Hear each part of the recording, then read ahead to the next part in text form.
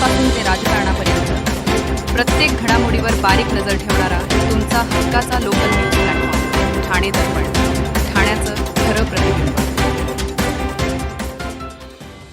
ठाणे महानगरपालिका क्षेत्रातील करदात्यांसाठी निवासी मालमत्ता करावरील शास्ती दंड व्याजमध्ये 90% सूट देण्याची योजना राबविण्यात येत असून नागरिकांनी या योजनेचा जास्तीत जास्त लाभ घेऊन आपला मालमत्ता कर महापालिकेकडे जमा करावा असे आवाहन महापौर शर्मिला पिंपळकर यांनी आज झालेल्या पत्रकार परिषदेत केले।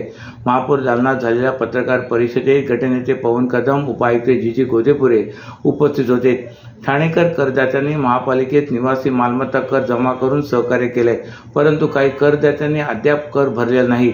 अशा करदात्यांनी महापौर शर्मिला पिंपळकर यांच्याकडे निवासी मालमत्ता करावर आकारलेले व्याज यामध्ये सवलत देण्याबाबत विनंती केली होती।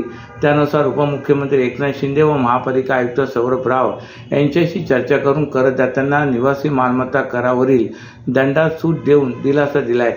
ठाणे महापालिका क्षेत्रातील जे निवासी करदाते थकीत मालमत्ता कर, चालू वर्षाचा कर त्यांना आकारण्यात आलेल्या शास्तीचा 10% अशी एकत्रित रक्कम महापालिकेकडे 12 मार्च ते 25 मार्च 2026 या कालावधीत जमा करतील अशा निवासी करदात्यांना त्यांच्या थकीत मालमत्ता करावर करधान नियम 41/1 अन्वये आकारण्यात आलेल्या शास्तीमध्ये 90% सवलत देण्याचा निर्णय घेण्यात आला आहे। ज्या करदात्यांनी या निर्णयापूर्वी त्यांचा निवासी मालमत्ता कर महापालिकेकडे जमा केला असेल अशा करदात्यांना सदरची योजना लागू असणार आहे। या योजनेचा उद्देश नागरिकांना थकीत निवासी मालमत्ता कर भरण्यास प्रोत्साहन देणे असल्याचे महापौर शर्मिला पिंपळकर यांनी नमूद केले। जगातील तणावपूर्ण परिस्थिती लक्षात घेता संपूर्ण जग तिसऱ्या महायुद्धाच्या उंबरठ्यावर उभे असल्याचे चित्र दिसते। अशावेळी देश म्हणून एक संघ असल्याचा संदेश जगाला देणे आवश्यक आहे। मात्र देशातील काही विरोधी पक्ष पंतप्रधान नरेंद्र मोदी यांना विरोध करताना देशालाच विरोध करीत असल्याचा टोला शिंदे सेनेच्या नवनिर्वाचित राज्यसभा खासदार डॉक्टर ज्योती वाघमारे यांनी लगावला आहे। राज्यसभेचे खासदारकीचे प्रमाणपत्र घेतल्यानंतर आज त्यांनी ठाण्याच्या टेंबी नाक्यावरील आनंद आश्रम येथे आल्या होत्या। यावेळी त्यांनी आनंद दिघे यांच्या प्रतिमेला पुष्पहार अर्पण करून अभिवादन केले।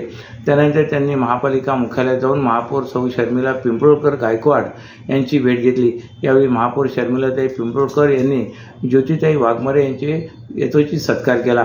यावेळी गटनेते पवन कदम, नगरसेवक सिद्धार्थ ओळेकर, ठाणे महापालिकेचे अतिरिक्त आयुक्त संदीप माळवी, सचिव मनीष जोशी आदी यावेळी उपस्थित होते।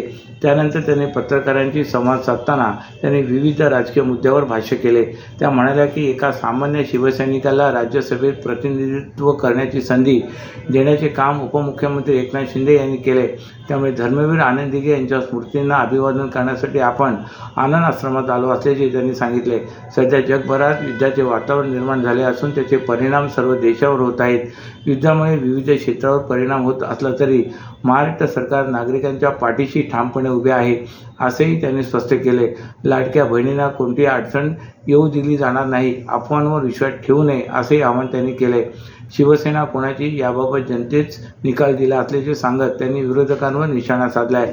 लोकसभा निवडणुकीत एकनाथ शिंदे यांच्या नेतृत्वाखाली महाराष्ट्रातून शिवसेनेला 7 खासदार मिळाले, तर विधानसभा निवडणुकीत महायुतीला 232 जागा मिळाल्यात। त्यामुळे जनतेने आपला कौल स्पष्ट दिला आहे। मात्र तरी काही नेत्यांना हा निकाल मान्य होत नसल्याची टीका त्यांनी केली। युवकांना गुणवत्तापूर्ण कौशल्य प्रशिक्षण, करिअर मार्गदर्शन आणि रोजगारांच्या आधुनिक संधी एकाच छताखाली उपलब्ध करून देणे ही आजच्या काळाची गरज आहे, असे प्रतिपादन ठाण्याचे जिल्हाधिकारी डॉक्टर श्रीकृष्ण पांचाळ यांनी केले।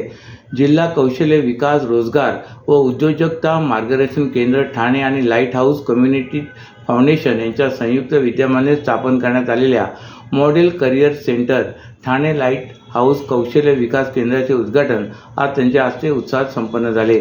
या सोहळ्याला जिल्हा व्यवसाय शिक्षण व प्रशिक्षण अधिकारी अनिल सदाफुले, जिल्हा कौशल्य विकास, रोजगार व उद्योजकता मार्गदर्शन केंद्राच्या सहाय्यक आयुक्ता श्रीमती संध्या साळुंके, लाईट हाऊस कम्युनिटी फाउंडेशनचे चेअरमन डॉक्टर गणेश नटराजन, मुख्य कार्यकारी अधिकारी अनुजा के बन्सल, मुख्य प्रकल्प अधिकारी अमृता भोलकर आणि सहसंचालक अतुल माने प्रामुख्याने उपस्थित होते।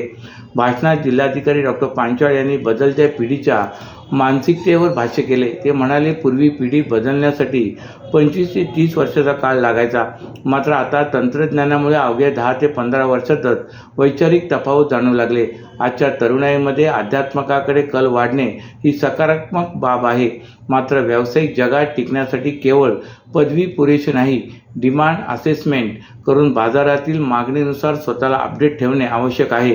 जिल्हाधिकाऱ्यांनी विशेषतः न्यूट्रिशन आणि फिजिओथेरपीज या क्षेत्रातील वाढत्या संधीचा उल्लेख करून युवकांना प्रोत्साहन देत पुढे नमूद केले की सिनियरिटी, डेडिकेशन आणि चौकस बुद्धीच्या जोरावर तरुण उत्तम प्रगती करू शकतात, असेही ते म्हणाले. महाराष्ट्र शासनाचा कौशल्य विकास विभाग, लाईट हाऊस कम्युनिटी फाउंडेशन आणि UBS संस्थेच्या आर्थिक सहकार्यातून हे केंद्र साकारले आहे. सुमारे 1500 चौरस फूट क्षेत्रफळात पसरलेल्या या केंद्रात कट्टा, खजाना, टेक हब, पाठशाला आणि समुपदेशन कक्ष अशा जागतिक दर्जाच्या सुविधा असणार आहेत. सर्व नागरिकांना आवाहन करण्यात येत आहे की सध्या डासांमार्फत पसरणाऱ्या डेंग्यू या आजाराचा प्रसार रोखण्यासाठी प्रत्येकाने पुढीलप्रमाणे कार्यवाही करावी. डेंग्यू आजार एडिस इजिप्ती हा डास चावल्याने होतो. या डासांची पैदास साचलेल्या किंवा साचवलेल्या स्वच्छ पाण्यामध्ये होते. 8 दिवसांपेक्षा जास्त दिवस पाणी उघडे व साचून राहिल्यास त्यात डास अंडी घालतात. अंड्यांच्या अळ्या तयार होऊन पुढे डास तयार होतात. यासाठी आपल्या घरातील पाणी साठे, उदाहरणार्थ बॅरल्स, पिंपे, टाक्या, हौद, रांजणे इत्यादी दर आठवड्याला रिकामे करून घासून पुसून कोरडे करून पुन्हा भरावे. 1 दिवस कोरडा दिवस म्हणून पाळावा. पाणी साठ्यांना घट्ट झाकणे बसवावीत किंवा जुनी साडी, चादर, धोतर यांनी बांधून झाकून ठेवावीत, म्हणजे डास त्यात जाऊन अंडी घालणार नाहीत. घराच्या गच्चीवर, आजूबाजूला, अंगणात कोठेही पाणी साचू देऊ नये. भंगार सामान उघड्यावर टाकू नये. उदाहरणार्थ टायर्स, प्लास्टिक सामान, कुंड्या, टाकाऊ वस्तू इत्यादी. अशा सामानात पावसाचे पाणी साठून त्यात डेंग्यूच्या डासांची पैदास होते. घरातील कूलर्स, फ्रीजच्या पाठीमागील ट्रे हे देखील वेळोवेळी कोरडे करावेत. लक्षात ठेवा, नुसत्या फवारणीने डास घनता कमी होत नाही, तर त्यासाठी डास पैदास ठिकाणे नष्ट करणे ही आपल्या सर्वांची जबाबदारी आहे. कोणताही ताप अंगावर न काढता जवळच्या शासकीय रुग्णालयात मोफत औषधोपचार घ्या. अशा प्रकारे नागरिकांनी सहकार्य केल्यास डेंग्यूचा प्रसार रोखणे सहज शक्य आहे. संजय गांधी राष्ट्रीय उद्यानातील येऊर वन परिक्षेत्रात बेकायदा बांधकामांसोबतच आता उत्खनन देखील होऊ लागले आहे. काही दिवसांपूर्वीच एका प्रकरणात उत्खननासाठी तहसीलदाराने परवानगी दिल्यानंतर संजय गांधी राष्ट्रीय उद्यानातील अधिकाऱ्यांनी त्यावर आक्षेप घेतला होता. त्यामुळे उत्खननास दिलेला परवाना रद्द करण्यात आला होता. त्यानंतर आता येऊरच्या जंगलातील उत्खननाचा प्रश्न पुन्हा एकदा उपस्थित झाला असून राष्ट्रवादीचे शरद पवार गट आमदार जितेंद्र आव्हाड यांनी उत्खनन करणाऱ्यांविरोधात कारवाईची मागणी केली. संजय गांधी राष्ट्रीय उद्यानातील येऊरच्या जंगलात मोठ्या प्रमाणात अतिक्रमण झाले आहे. त्यामुळे येथील वन्यजीवांचा अधिवास धोक्यात आला आहे. संजय गांधी राष्ट्रीय उद्यानात बिबटे मोठ्या प्रमाणात आढळतात. पर्यावरणदृष्ट्या संवेदनशील असतानाही या भागात अतिक्रमण झाल्याने नाराजी व्यक्त केली जाते. काही दिवसांपूर्वी येथे उत्खननाला परवानगी दिल्याचे प्रकरण उघड झाले होते. याच मुद्द्यावरून राष्ट्रवादी शरद पवार गट नेते आमदार जितेंद्र आव्हाड यांनी विधान भवनात प्रश्न उपस्थित केला आहे. आव्हाड म्हणाले की वनमंत्री गणेश नाईक यांच्या मतदारसंघाच्या बाजूला असलेल्या मतदारसंघातील येऊरमध्ये राजरोसपणे उत्खनन केले जात आहे. त्याचा अहवाल प्राप्त झालेला आहे. त्यामध्ये तहसीलदाराने परवानगी दिल्याने त्यांना दोषी धरण्यात आले. परंतु या प्रकरणात काही कारवाई करणार का, असे आव्हाड म्हणाले. त्यावर नाईक यांनी उत्तर दिले की येऊर लगत अनेकांच्या खाजगी जमिनी आहेत, आदिवासींच्या जमिनी आहेत.